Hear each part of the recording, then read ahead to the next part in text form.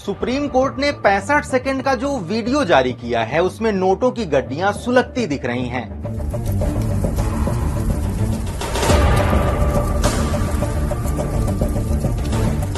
लेकिन जस्टिस यशवंत वर्मा ने अपनी सफाई में कहा है कि उन्होंने या उनके परिवार के किसी सदस्य ने जली हुई नकदी देखी ही नहीं। क्या जस्टिस वर्मा की ये दलील उन्हें बचा पाएगी और जांच समिति के 3 जज सच तक कैसे पहुंचेंगे, जानेंगे आज के एक्सप्लेनर में। 22 मार्च को जस्टिस वर्मा ने दिल्ली हाईकोर्ट के चीफ जस्टिस डीके उपाध्याय को भेजे जवाब में 5 प्रमुख दलीलें दी।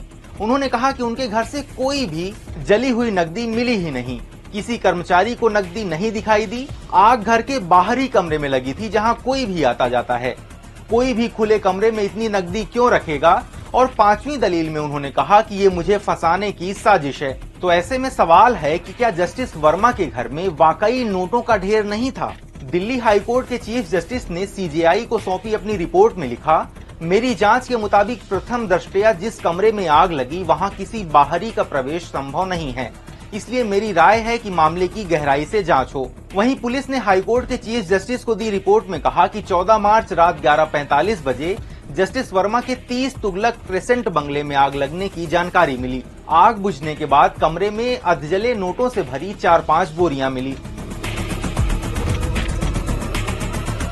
नोट नहीं मिले या मुझे फंसाने की साजिश जैसी दलीलों से क्या जस्टिस वर्मा बच पाएंगे?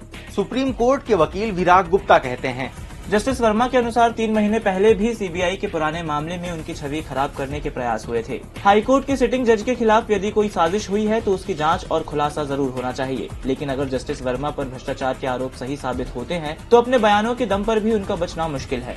इस मामले की जांच 3 जजों की कमेटी कर रही है, जिसमें पंजाब हरियाणा हाईकोर्ट के चीफ जस्टिस शील नागू, हिमाचल प्रदेश हाईकोर्ट के चीफ जस्टिस जीएस संधवालिया और कर्नाटक हाईकोर्ट के जस्टिस अनु शिवरामन शामिल हैं। जांच कमेटी जस्टिस वर्मा के मोबाइल कॉल और आवास के वाईफाई और सुरक्षा कर्मियों की डिटेल्स जुटाएगी। उनसे अपने मोबाइल से मैसेज या डेटा डिलीट न करने को कहा गया है। सबूत मानने के लिए नोटों के वीडियो की सत्यता को परखने के लिए फॉरेंसिक जांच की जाएगी। विराग गुप्ता कहते हैं, सुप्रीम कोर्ट के पास इस आपराधिक मामलों से निपटने के लिए विशेषज्ञ अधिकारी और तंत्र नहीं है, इसलिए पुलिस जांच, आयकर जांच और ईडी सीबीआई की मदद भी ली जा सकती है। अगर जस्टिस वर्मा जांच में दोषी पाए जाते हैं तो सीजेआई उन्हें इस्तीफा देने के लिए कह सकते हैं। अगर जज इस्तीफा देने से इनकार करते हैं तो सीजेआई सरकार को उनके खिलाफ महाभियोग चलाने की सिफारिश कर सकते हैं। आज के एक्सप्लेनर में इतना ही। कल सुबह 6 बजे फिर मिलेंगे एक नए टॉपिक के साथ। नमस्कार।